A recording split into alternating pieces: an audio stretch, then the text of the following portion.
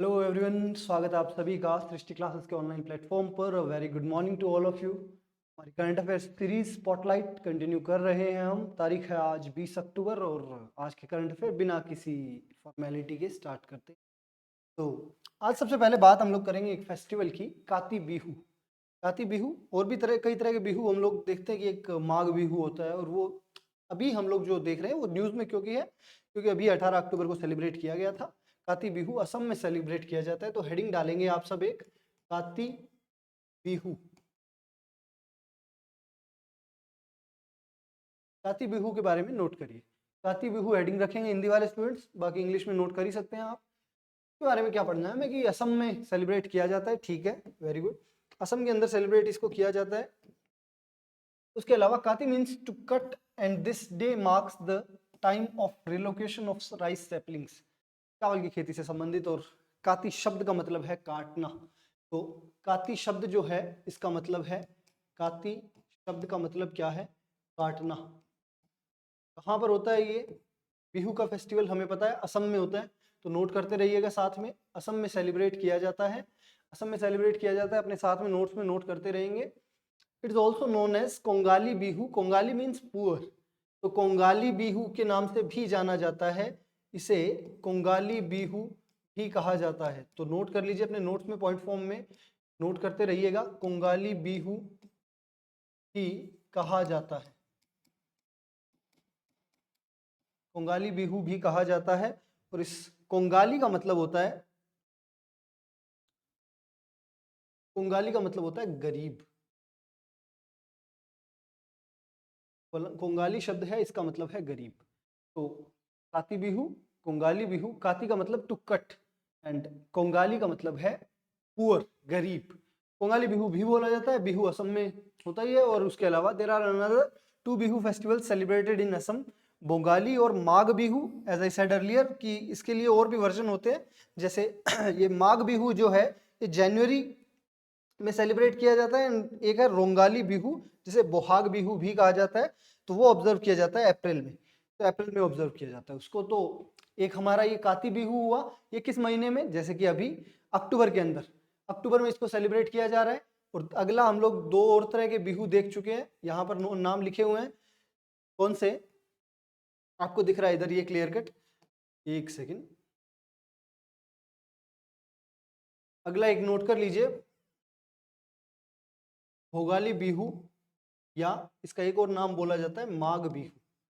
माघ बिहू, इसको सेलिब्रेट कब करते हैं? इसको जनवरी में, जनवरी माह में सेलिब्रेट किया जाता है। और एक आपको और नोट करना पड़ेगा, रोंगाली बिहू।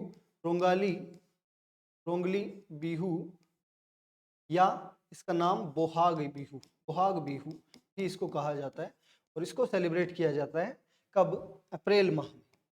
तो हम लोगों ने तीन तरह के बिहू देखे असम के अंदर, एक भोगली बिहू, एक रोंगली बिहू और एक काती बिहू। अभी 18 अक्टूबर को कौन सा सेलिब्रेट किया गया? काती बिहू सेलिब्रेट किया गया। इसकी सेलिब्रेशन से संबंधित, इनके कल्चर से संबंधित कुछ और बातें हम लोग आगे करेंगे। अभी ये सारे पॉइंट्स आपने होपफुली नोट कर लिए होंगे। लाइटिंग दिया near a Tulsi plant is one of the main part of this festival. Worship Tulsi plant on this auspicious day. इस दिन तुलसी पूजन किया जाता है और तुलसी के पास एक दिया जला के इसको पूजा की जाती है। तो नोट कर लीजिए, तुलसी पूजन इसी के अंदर, काती बिहू के अंदर नोट करते रहिएगा साथ में। इसमें तुलसी पूजन किया जाता है, नोट कर लीजिए। People also light a special lamp called Akash Banti. ये नाम नोट कर लीजिएगा, आकाश बंटी, आकाश बंती। ये आकाश बंती क्या है? Akash Banti is a special lamp called, special lamp है, स्काई कैंडल है, जो पैडी फील्ड्स के अंदर, चावल के खेतों में ये लोग लाइट अप करते हैं। तो वो एक आकाशबंती एक स्पेशल तरह का लैंप है, स्पेशल दिया एक तरह से बोल सकते हो, स्पेशल या विशेष दीप जो चावल के खेतों में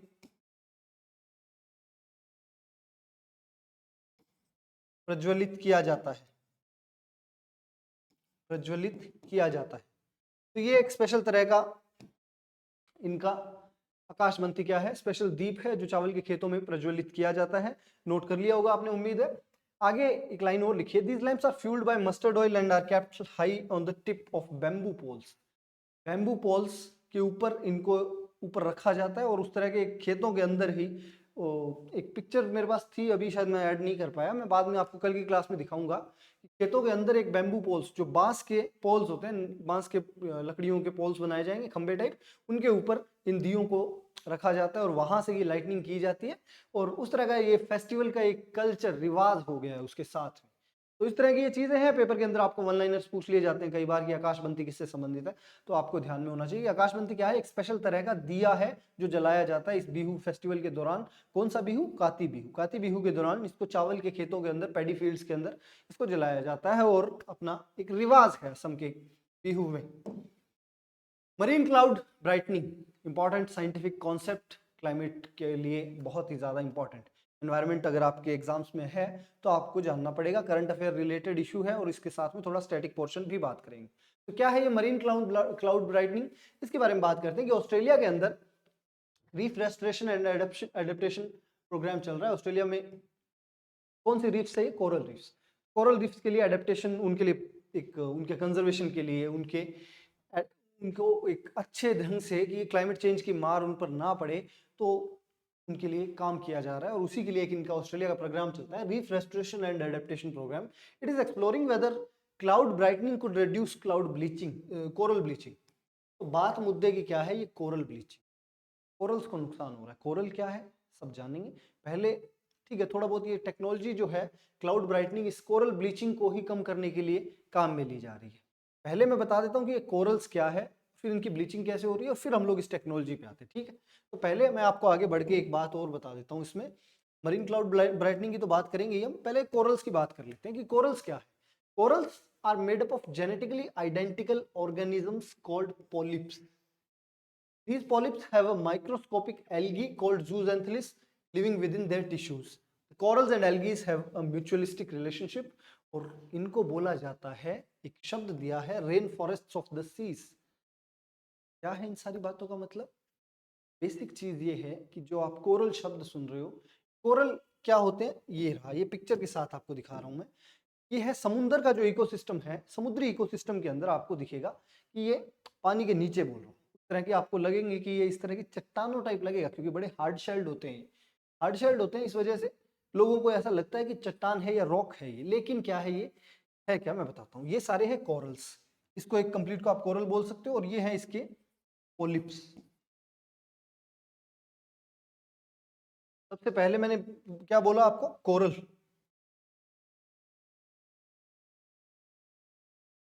कोरल जो है वो इन पॉलिप्स से बनते हैं, और ये पॉलिप्स किससे बने हुए हैं? एल्गीज से। पॉलिप्स जो है ये एल्गी से बने हुए हैं। ये एल्गीज क्या है? एल्गीज हिंदी में बोले तो श्वाल, बाकी शैवाल, और बाकी आप लोगों ने काई देखी होगी, एक शब्द यूज करते हैं, पानी के ऊपर जम जाती है, एक परत सी जम जाती है जो अपने आप वृद्धि करती रहती है, खुद से और जनरेट होती रहती है, सजीव है, लिविंग है। ये लिविंग एल्गी जो होते हैं ये पॉलिप्स का निर्माण करेंगे। पॉलिप्स जो है आगे बढ़कर अपने में से ही कैल्शियम कार्बोनेट का स्त्राव करते हैं, कैल्शियम कार्बोनेट छोड़ते हैं। कैल्शियम कार्बोनेट क्या होगा? चूने के जैसा होगा। तो उससे क्या होगा कि ये कोरल्स बनेंगे और ये आपस में जुड़े हुए होंगे। ये कैल्शियम कार्बोनेट से जुड़े हुए हैं, इस वजह से हार्ड है। तो कुल मिला के इस पिक्चर को, एक पिक्चर को देख के आपको बस 3 शब्द याद रखने हैं। सबसे बेसिक एलिमेंट क्या है? एल्गी, वो पॉलिप्स का निर्माण करेगा, और ये पॉलिप्स जो है ये कोरल का निर्माण कर देगी, और ये ऐसी सारी कोरल्स जो है ऑस्ट्रेलिया में बना चुके हैं कोरल रीफ।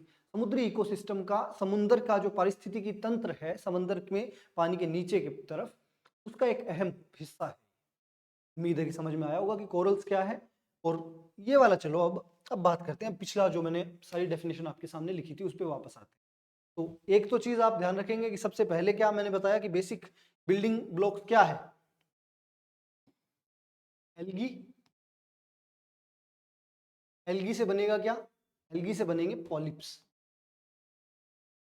एल्गी से पॉलिप्स, और पॉलिप्स से हमने देखा क्या है? कोरल्स। सबसे पहले एल्गी, फिर पॉलिप्स, और फिर है कोरल्स। और अब आगे बढ़ के हम लोग थोड़ी सी और बात करते हैं। आगे अगर बात की जाए तो corals are made up of genetically identical organisms called polyps. तो ये पॉलिप्स जो है ये है जेनेटिकली आइडेंटिकल। जेनेटिकली आइडेंटिकल का मतलब आनुवंशिक रूप से समान है, एक समान दिखेंगे। हमने देखा पीछे वाली पिक्चर, जो पिक्चर आपको अभी दिखाई थी, उसमें सारे के सारे ये समान दिख रहे हैं आपको एक जैसे, ये आपस में जुड़े हुए हैं और कोरल का निर्माण कर रहे हैं। तो ये वाले जो पॉलिप्स हैं ये जेनेटिकली आइडेंटिकल, ये शब्द लिख लीजिएगा अपने साथ, जेनेटिकली आइडेंटिकल। हिंदी वाले स्टूडेंट्स में नोट कर लीजिए, आनुवांशिक रूप से समान, आनुवंशिक रूप से समान। उम्मीद है कि नोट कर लिया होगा आपने, जेनेटिकली आइडेंटिकल है ये और आनुवंशिक रूप से समान, इसको हिंदी में बोल रहे हैं। ये जो पॉलिप्स होंगे, सबसे पहले आया एल्गी, एल्गी ने इस पॉलिप्स का निर्माण किया और पॉलिप्स ने कोरल का निर्माण किया। These polyps have microscopic algae called zooxanthellae living with in their tissues, and corals and algae have a mutualistic relationship. ये दोनों एक दूसरे को सपोर्ट करते हैं। फोटोसिंथेसिस की जो प्रोसेस होती है, प्रकाश संश्लेषण की, उसके दौरान ये दोनों एक दूसरे को सपोर्ट करते हैं और इस तरह से समंदर का अपना पूरा एक इकोसिस्टम चलता है, पारिस्थितिकी तंत्र चलता है। अब ठीक है, ये बात आपकी आ गई होगी समझ में कि पारिस्थितिकी तंत्र चलता है साहब, चलता है। ये हो गई अपनी कोरल रीफ्स। अब इशू क्या है? कोरल ब्लीचिंग हो रही है। कोरल ब्लीचिंग क्यों हो रही है? क्योंकि ये जो सनलाइट है ये पूरी तरह से पहुंच नहीं पा रही है और वो सारी तरह की चीजें हो रही है कि जिससे कोरल्स जो है जितनी हेल्दी स्टेट में रहनी चाहिए समुद्री पारिस्थितिकी तंत्र को चलाने के लिए, वो उतने अच्छे से रह नहीं पा रही। तो उसका क्या इलाज करें? उसके लिए एक सुझाव आया है, क्लाउड ब्राइटनिंग। क्लाउड ब्राइटनिंग क्या है? आगे बढ़ते हैं। Cloud brightening is a phenomena that occurs when aerosols are injected into clouds by natural events such as volcanic eruption. Cloud brightening होता है कि जब भी कभी नेचुरल इवेंट्स कुछ जैसे कि वल्केनिक इरप्शन हुए, उसकी वजह से एरोसोल्स इंजेक्ट हो जाते हैं क्लाउड्स के अंदर। क्लाउड्स के अंदर एरोसोल मतलब धूल के कण हो गए और वो सारी चीजें उसमें एरोसोल्स में आती है कि क्लाउड के अंदर आ गए। उस वजह से होगा क्या कि क्लाउड ब्राइटनिंग हो जाती है। क्लाउड जो है थोड़ा सा और चमकीली तरफ चला जाएगा, वाइटनिंग की तरफ चला जाएगा। तो फायदा, तो ऑप्शन में फायदा। आपने अगर थोड़ा बहुत अगर आपको आइडिया हो कि ब्लैक कलर जो होता है वो सबसे ज्यादा एब्सॉर्ब करता है सनलाइट को। बोलते हैं कि गर्मियों में काले कपड़े पहनते हैं तो और ज्यादा गर्मी लगती है हमें। व्हाइट कपड़े पहनने चाहिए, लाइट कलर के कपड़े पहनने चाहिए ताकि रिफ्लेक्शन रेट हाई रहे, ये अंदर सोखेगा नहीं, जिससे शरीर को गर्मी कम लगेगी। तो यहाँ पर मुद्दे की बात यही है, क्लाउड अगर ब्राइटनिंग होगी तो वो सनलाइट जो आ रही थी वो रिफ्लेक्शन रेट उसकी बढ़ जाएगी। ठीक है, ये तो बात हो गई कि रिफ्लेक्शन रेट बढ़ जाएगी। उससे इन पे क्या फायदा पड़ेगा? उनसे इनमें जो हमारा ये कोरल रीफ्स का ब्लीचिंग हो रहा है कि जब सनलाइट ज्यादा बढ़ जा रही है तो वो कंट्रोल कर सकते हैं। अब लेकिन ये तो जो वल्केनिक इरप्शंस है उसकी वजह से हो रहा है, ये एक नेचुरल फिनोमिना, इसको कंट्रोल कर नहीं सकते हम। तो इसी के लिए साइंटिस्ट ने दिमाग लगाया कि हम लोगों को करना क्या है, ये जो क्लाउड्स हैं उन्हीं की तो ब्राइटनिंग करनी है, तो वो हम किसी कृत्रिम तरीके से अपने वैज्ञानिक तरीकों से कर लेते हैं। तो उसके लिए एक तरीका आया, marine cloud brightening. Marine cloud brightening क्या है? It is also called as cloud whitening और cloud brightening. It was originally proposed by John Latham in 1990 to control global warming by altering Earth's energy balance. तो इसके अंदर अर्थ का energy balance जो आप उसके अंदर पढ़ते हो अपने ज्योग्राफी के अंदर, क्या बोलते हैं उसको, उष्मा बजट, पृथ्वी का उष्मा बजट पढ़ते हो आप। उसके अंदर सनलाइट जो है वो आकर सोल जो अपना पृथ्वी है या उसके अलावा वातावरण हुआ अपना एटमॉस्फेयर, उसके अलावा बादल, यहाँ से सारों से उनकी रिफ्लेक्शन कैसे वहां से कहीं कहीं जगहों से उसका विकिरण होगा, कहीं संवहन होगा, तो वो सारे कैलकुलेट करके उसमें एक फिक्स रखा जाता है कि उष्मा का बजट ये है। यहाँ पर हम लोग इसके साथ थोड़ा सा ट्विक करने की कोशिश कर रहे हैं ताकि जो सनलाइट है वो डायरेक्टली उधर जो अपना समुद्री इकोसिस्टम है, समुद्री पारिस्थितिकी तंत्र है, उसमें कोरल रीफ्स को प्रभावित ना करे। इसके लिए ये टेक्निक है, और ये टेक्निक है क्या? It is a solar Jio engineering technique that involves spraying sea salt into low-lying clouds to increase their reflectance of cloud cover that will reduce the amount of incoming solar radiation striking the surface. बात वही, यहाँ पर करेंगे क्या कि ये मान लीजिए क्लाउड है, इस क्लाउड में बादल, बादल ऊपर हो गया अपना सूर्य, सनलाइट जो पहले आ रही थी वो क्या कर रही थी, इधर से बादल से होते हुए बाद में कुछ पार्ट इसका रिफ्लेक्ट हो जाता है, मान लीजिए इसका कुछ कुछ भी परसेंटेज x% जो है वो रिफ्लेक्ट हो गया, वापस x% रिफ्लेक्ट हो गया, बाकी जो है वो इधर आ गया, इन बादलों के थ्रू होता हुआ नीचे इधर आ गया, ये है अपनी सी सरफेस। सी सरफेस का मतलब समुद्र तल, समुद्र सतह। समुद्र सतह के अंदर नीचे अपने पॉलिप्स हैं, कोरल्स हैं, और वो यहाँ तक आके पहुंच गया इधर, वो यहाँ पर कर रहा है कोरल ब्लीचिंग। तो इसका इलाज क्या? हमने कहा कि साहब हम क्या करते हैं, इन बादलों के ऊपर इधर हम लोग स्प्रेड कर देंगे सी सॉल्ट। सी सॉल्ट स्प्रेड करने से क्या हुआ, सी सॉल्ट इधर इन पे हमने स्प्रेड कर दिया, उससे ये बादल जो थे ये और वाइट हो गए, और ज्यादा इनकी ब्राइटनेस बढ़ गई। और ब्राइटनेस बढ़ने के जैसे के साथ मैंने आपको एग्जांपल दिया कि ब्लैक कलर जो होता है वो ज्यादा एब्सॉर्ब करता है, व्हाइट कलर जो होगा वो ज्यादा रिफ्लेक्ट करेगा, तो ये इनका रिफ्लेक्शन रेट जो है वो बढ़ा देगा। तो सनलाइट यहाँ से बादल से टकरा के वापस चली जाएगी, तो रिफ्लेक्शन रेट बढ़ गई, तो नीचे सरफेस तक आने वाली सनलाइट डायरेक्ट जो है, जो सी सरफेस पे आ रही थी, वो कम हो जाएगी, और वो जैसे ही कम होगी हम कोरल ब्लीचिंग कंट्रोल कर सकते हैं। उम्मीद है आपको ये समझ में आया होगा। थोड़ा ज्यादा टाइम लिया इस कॉन्सेप्ट के ऊपर, बट चूंकि कॉन्सेप्चुअल पार्ट था तो वो लेना बनता था। आगे बढ़ते हैं हम। इसकी बात कर ही चुके हैं मरीन क्लाउड ब्राइटनिंग की, और हम लोगों ने, एक सेकेंड, ये वाला अपना कोरल रीफ था, कोरल था।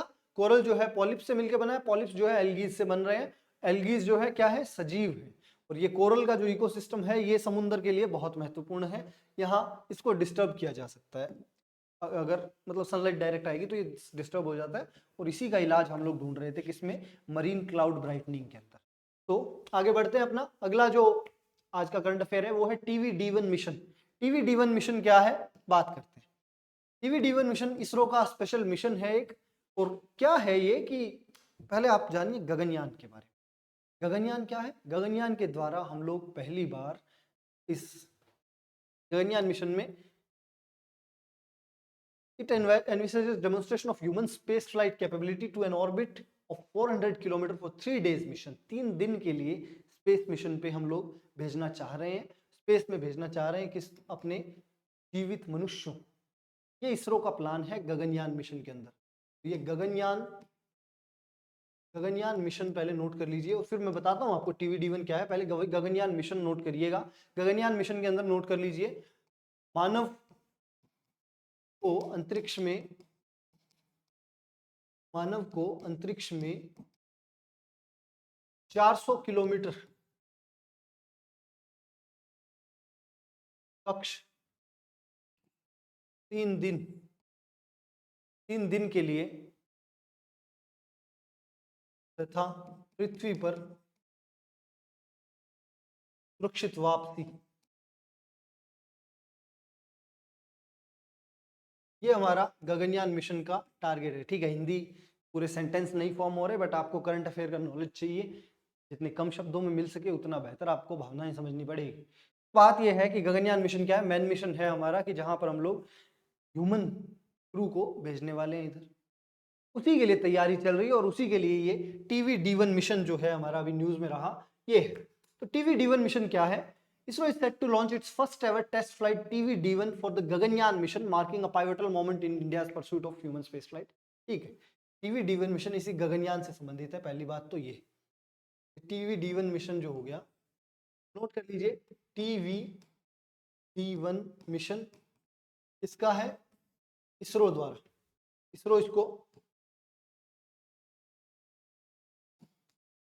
इसरो और गगनयान से संबंधित, गगनयान आपने नोट कर लिया होगा, मैंने अभी बताया आपको। गगनयान से संबंधित है क्या ये एक टेस्ट व्हीकल अबॉर्ट मिशन है। फुल फॉर्म अब आप नोट कर लीजिए इसकी, test vehicle abort mission.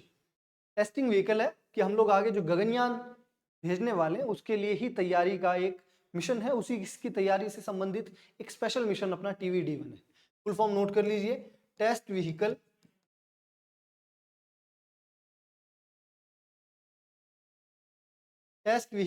Abort mission. Test vehicle abort mission ये है क्या? It will evaluate the crew modules readiness for the Gaganyaan mission. जो क्रू मॉड्यूल जिसके अंदर क्रू बैठ के जाने वाला है, कि ह्यूमन क्रू भेजने वाले हैं हम, उसी की फिजिबिलिटी चेक करेंगे कि स्पेस में जाने के बाद क्या वो सही से काम कर पाएगा। तो ये एक टेस्टिंग मिशन है गगनयान के लिए, जो हम लोग अपने अलग अलग इक्विपमेंट भेजने वाले हैं उन सारों को टेस्टिंग की जा रही है, और रियल लाइफ एनवायरनमेंट, इनको रियल एनवायरनमेंट देकर इनकी टेस्टिंग की जा रही है। तो TV D1 mission features the single stage rocket powered by liquid propellants for this mission. ठीक है, सिंगल इसमें है क्या, single stage rocket, single stage rocket, liquid propelled engine. ये होते हैं इंजन के प्रकार होते हैं अपने स्पेस के अंदर, आपको बताएंगे कभी अलग से। लिक्विड प्रोपेल्ड इंजन इसके अंदर यूज हो रहा है, सॉलिड होता है, लिक्विड इंजन होता है, वो सारे के सारे फ्यूल्स जो होते हैं यूज किए जाते हैं, उसके बारे में कभी सेपरेटली बात करेंगे, इधर हम लोग भटकेंगे नहीं। तो ये अपना सिंगल स्टेज रॉकेट यूज होगा टीवी डिवन मिशन के अंदर, और वो लिक्विड प्रोपेल्ड रहने वाला है। It carries payload including crew module and crew escape system. ये दो तरह के सिस्टम और उपयोग हो रहे हैं इसमें, वो आप नोट करेंगे अच्छे से। क्रू मॉड्यूल क्या है, it will take the crew to the space which is under development and is being tested. जिस मॉड्यूल के अंदर, जिस गगनयान मिशन के दौरान जिस उपकरण में बैठ के ये क्रू जो है ऊपर तक पहुंचेगा, उसके लिए ये क्रू मॉड्यूल नाम आ रहा है। तो दूसरा जो आप देख रहे हो अपनी स्क्रीन पे, ये है crew escape system. Escape system क्या है, इन केस कोई दुर्घटना हो जाए, काम नहीं करे चीजें, तो उस क्रू को जिंदा पृथ्वी पर पहुंचाने के लिए क्रू एस्केप सिस्टम उसी के साथ गगनयान का ही पार्ट है। In case of any damage to the rocket, the crew will have to be taken away from the rocket and saved. अगर रॉकेट में कोई फॉल्ट है, जो रॉकेट उनको लेके जा रहा है, तो उस रॉकेट में अगर फॉल्ट है तो क्रू मॉड्यूल जो है माफ कीजिएगा, उसको वापस पृथ्वी तक सुरक्षित लाने के लिए ये क्रू एस्केप सिस्टम है। तो इस टीवी डी1 मिशन के ये दो पार्ट जो है नोट कर लीजिए।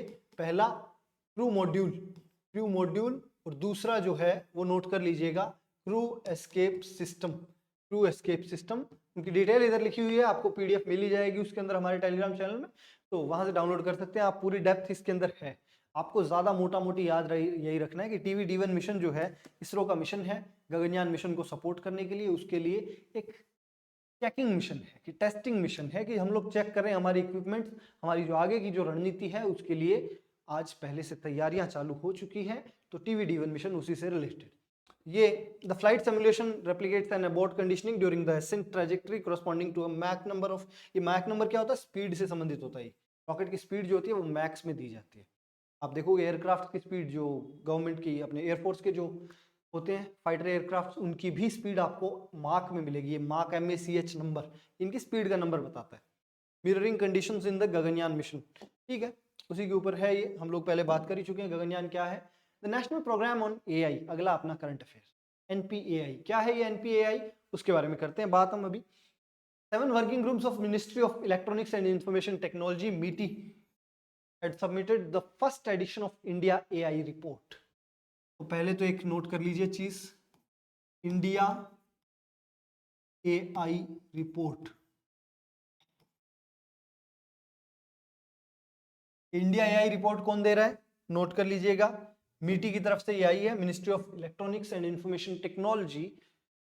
तो नोट कर लीजिएगा MITI फुल फॉर्म नोट कर लीजिए, अगर किसी को नहीं ध्यान है। मैं ये MITI शब्द ही यूज करूंगा, पूरा का पूरा मिनिस्ट्रीज का नाम नहीं लिखूंगा। पहले भी हम लोग ये बात कर चुके हैं कि ये सब टाइम वेस्ट नहीं करना है, शॉर्ट फॉर्म में मिनिस्ट्रीज के नाम लिखा करिए, ज्यादा लोड नहीं डालना है दिमाग पे भी और अपने नोट्स पे भी। तो नोट करते रहिएगा। ये MITI had submitted the first edition of India AI report, किसने दी है, MITI द्वारा दी गई, ministry of electronics and information technology, ministry of electronics and information technology, MITI द्वारा दी गई। Had submitted the first edition of India AI report, umbrella programme by the ministry of electronics and information technology. ये है क्या, India AI, और माफ कीजिएगा ये जो NPAI है, नेशनल प्रोग्राम ऑन AI, ये एक अम्ब्रेला प्रोग्राम है जिसके अधीन कई सारे रिपोर्ट्स आएंगे, कई सारी और स्टेप्स लिए जाएंगे, उन्हीं में से एक है ये इंडिया AI रिपोर्ट।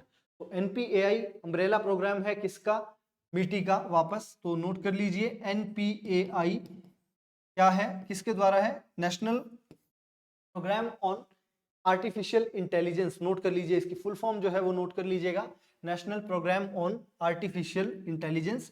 ये आपने उम्मीद है कि नोट कर लिया होगा जैसे ही मैंने बोला, अगर नहीं किया है तो अभी भी पॉज करिए वीडियो और लिख लीजिए अपने नोट्स में ये full form, national programme on artificial intelligence. किसके द्वारा है, MITI के द्वारा। MITI क्या है, ministry of electronics and information technology. M क्या है इसका, for leveraging transformative technologies to foster inclusion, innovation and adoption of for social impact. वो तो चलो ठीक है, जेनरिक सी बातें हो रही है। आर्टिफिशियल इंटेलिजेंस का ह्यूमन यूज जो है वो उसी को बेहतर तरीके से भारत में सामाजिक प्रॉब्लम्स को दूर करने के लिए, हमारे लिए बेहतरी से काम कैसे कर सकता है, उसके लिए ये अपना पूरा नेशनल प्रोग्राम चल रहा है। मिनिस्ट्री ऑफ इलेक्ट्रॉनिक्स जो है वो इसको देखेगी। इंडिया एआई पोर्टल और नोट कर लीजिए, इसी मीटी का ही एक इनिशिएटिव है, नेशनल ई गवर्नेंस डिवीजन और नासकॉम के साथ मिलकर। ये और एक नोट कर लीजिए इसी के साथ, India AI portal, India AI portal note कर लीजिएगा। इंडिया एआई पोर्टल क्या है, इसको नोट करेंगे, आप अपने नोट्स के अंदर नोट रख लीजिए इसका। नोट करेंगे क्या कि ये इसकी तरफ से है मीटी प्लस एक मैंने नाम आपको और बताया क्या, national e governance division, national e governance division plus एक और बॉडी नासकॉम, नासकॉम, नासकॉम का भी नाम आप नोट करेंगे साथ में। ये तीन जो है ये मिलके चला रहे हैं अपना इंडिया एआई पोर्टल, तो ये नोट करेंगे साथ में, MeitY plus NeGD, national e governance division, and एक और है national association of software and service companies, NASSCOM. ये तीनों के तीनों नोट करेंगे, ये तीनों मिलके इस डिजिटल प्लेटफॉर्म को चलाएंगे जिसका नाम है इंडिया एआई पोर्टल, वापस एआई से संबंधित, आर्टिफिशियल इंटेलिजेंस से संबंधित। उम्मीद है नोट कर लिया होगा आपने ये करंट अफेयर। आगे बढ़ते हैं। आगे अगर बात की जाए तो एक second, yes, election seizure management system, ESMS. क्या है ये ईएसएमएस? इलेक्शन का टाइम आ रहा है, 5 स्टेट्स में इलेक्शन आ रहे हैं, और राजस्थान के अंदर जहां से हम लोग ये रिकॉर्ड कर रहे हैं वहां भी अनाउंस हो चुके हैं 25 नवंबर, उन 5 स्टेट्स में से एक। यहाँ पर बात क्या की रही है कि ईसीएमएस जो है ये क्या है, ECI, election commission of India ने एक ईएसएमएस डेवलप किया है। कौन, किसने डेवलप किया है बताता हूं अभी आपको क्या है ईएसएमएस, इसकी फुल फॉर्म नोट कर लीजिएगा, ये ऊपर जो लिखी हुई है, election seizure management system, election seizure management system के अंदर कुछ पॉइंट नोट करिएगा। भारत के चुनाव आयोग द्वारा, भारतीय चुनाव आयोग द्वारा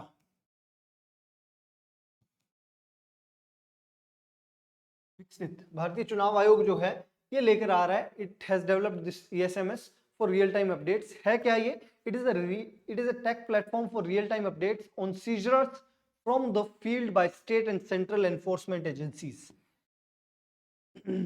सीजर्स क्या होते हैं? सीज करना, हम लोग एक शब्द यूज करते हैं इलेक्शंस के टाइम पे, आपको दिखेगा शराब, कैश, इलीगल चीजें, बहुत सी ये इस तरह की इलेक्ट्रॉनिक्स, इन चीजों का फ्री वितरण, फ्रीबीज के रूप में दी जाती है, और बाद में के चलते लोकतंत्र के इस सबसे बड़े पर्व चुनावों को भ्रष्टाचार से ग्रसित किया जाता है। तो ये दिक्कत है, ठीक। इस दिक्कत को पार पाने के लिए इलेक्शन कमीशन बार बार ट्राई कर रहा है, लेकिन अब इसको थोड़ा सा डिजिटल एज के अपने तरीके घुसाने की कोशिश करेंगे कि जो भी सीज की जाएगी चीजें, उनका रिकॉर्ड रहेगा, उनको पब्लिक के सामने लाया जाएगा, वो पब्लिक डोमेन में अवेलेबल रहेगा कि कौन सा इधर लेजिस्लेटर जो बनने की ट्राई कर रहा है और कितना ज्यादा करप्ट है, क्या कौन सी करप्ट प्रैक्टिसेस उनके द्वारा की जा रही है। तो ईएसएमएस उसी दिशा में काम करेगा। तो नोट कर लीजिए, ईएसएमएस के लिए इलेक्शन कमीशन के द्वारा आ रहा है और रियल टाइम अपडेट्स देगा on seizure from the fields by state and central enforcement agencies. तो इंग्लिश में नोट कर लीजिए इसको, ये एक लाइन है और आपको बाकी पीडीएफ में मिल ही जाएगा। ऑब्जेक्टिव क्या है इसका? To check the flow of illegal cash, drugs and freebies such as saris, liquors etcetera, thereby ensuring free and fair elections. एक ही लाइन में नोट कर लीजिए, फ्री एंड फेयर इलेक्शन, आपको चुनावों की जो चुनाव सही ढंग से करवाने के लिए, चुनाव सही ढंग से करवाने के लिए इनमें जो फ्रीबीज का अलॉटमेंट हो जाता है उसको रोकने के लिए। आगे बढ़ते हैं हम लोग, इलेक्शन सीजर मैनेजमेंट सिस्टम से संबंधित और कुछ बातें करते हैं। It will be used for the first time during the state assembly elections that are scheduled for November 2023 in 5 states. 5 राज्यों में चुनाव होने, कौन कौन से? मिजोरम, छत्तीसगढ़, मध्य प्रदेश, राजस्थान एंड तेलंगाना। और इन 5 स्टेट्स के अंदर ये चुनाव होने वाले हैं। तो हमारे इन 5 स्टेट्स के अंदर आपको ये चुनाव दिखेंगे और इन्हीं में पहली बार भारत में ईएसएमएस सिस्टम जो है ये प्रयोग होगा। तो ईएसएमएस सिस्टम जो है ये यहाँ पर पहली बार प्रयोग होगा। It will also monitor action taken by central and state enforcement agencies against such offences.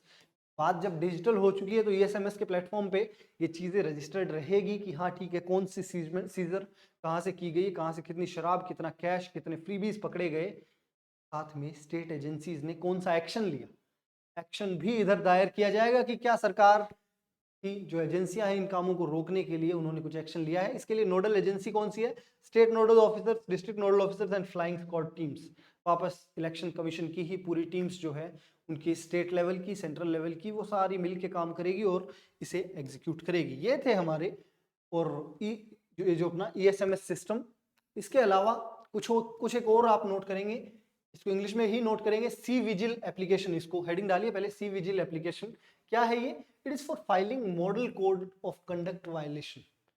अगर किसी कैंडिडेट द्वारा MCC, model code of conduct, आचार संहिता का वायलेशन किया जाता है, तो तोड़ा जाता है, आचार संहिता के विरुद्ध कोई काम किया जाता है, तो उसकी रिपोर्टिंग कराई जा सकती है कहां पर? सी विजिल एप्लीकेशन के ऊपर। तो नोट करिएगा ये चीज, सी विजिल एप्लीकेशन, आचार संहिता उल्लंघन, आचार संहिता उल्लंघन को रिपोर्ट करने के लिए, आचार संहिता उल्लंघन को रिपोर्ट करने के लिए। उसके अलावा एक और है सुविधा पोर्टल। सुविधा पोर्टल भी वापस चुनावों से ही संबंधित, for online nomination, permission etcetera for political parties and candidates. Political parties से संबंधित हो गया है। तो लिख लीजिएगा सुविधा पोर्टल में ऑनलाइन नामांकन, अनुमति इत्यादि से संबंधित। एक और है गरुड़। गरुड़ क्या है? ये है geographical asset recognition unified digital app. It helps coordination between booth level officers, BLOs जो आप लोग बोलते हैं, तो बीएलओज के बीच में कोऑर्डिनेशन बढ़ाने के लिए गरुड़ आ रहा है। गरुड़ की फुल फॉर्म नोट कर लीजिएगा, geographical asset recognition unified digital app. और करता क्या है ये ऐप?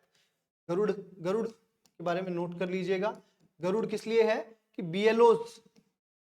बीएलओ आपको पता होगा चुनाव में अपने अधिकारी रहते हैं, बूथ लेवल ऑफिसर्स, उनको कोऑर्डिनेशन, बीएलओ सहयोग बढ़ाने के लिए, बीएलओ सहयोग बढ़ाने के लिए, बीएलओस का आपस में सहयोग बढ़ाने के लिए ये यूज होता है कि वो आपस में मिलकर बेहतर कम्युनिकेशन के जरिए बेहतर काम कर सके।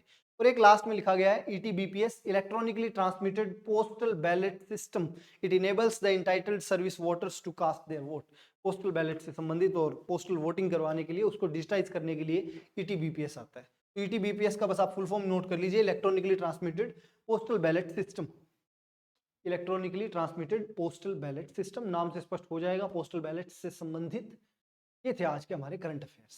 चुनाव आने वाले नवंबर में आपको 5 स्टेट्स में ये चुनाव दिखेंगे, उन्हीं से संबंधित इंपॉर्टेंट करंट अफेयर था। आगे जो रिसेंट, आगे जो भी कोई आपकी भर्ती के लिए जाने वाले हो, ये वाले जो सारे के सारे 4-5 जो है ये अभी न्यूज़ में नहीं थे, लेकिन चूंकि चुनाव आ रहे हैं तो इलेक्शन कमीशन के जो डिजिटल इनोवेटिव स्टेप्स हैं उनके बारे में चर्चा करनी जरूरी थी, हमने की वो चर्चा। ये हमारे आज के करंट अफेयर्स थे। इनकी पीडीएफ आपको मिल जाएगी हमारे टेलीग्राम चैनल सृष्टि क्लासेस नोहर पर, जिसका एड्रेस आपको पीछे दिख रहा है। ये हमारा टेलीग्राम चैनल यहाँ पर मिल जाएगा, जाइए चेक करिए इसको। हमारा यूट्यूब चैनल भी एक्सप्लोर करिए। यूट्यूब चैनल के ऊपर आपको बहुत सारी प्लेलिस्ट दिखेगी। अपने जो भी फीडबैक हो कमेंट सेक्शन में हमें दीजिए, चाहे पॉजिटिव हो या नेगेटिव हो, सारे के सारे तरह के कमेंट्स दीजिए। मिलते हैं अगली क्लास में करंट अफेयर के साथ।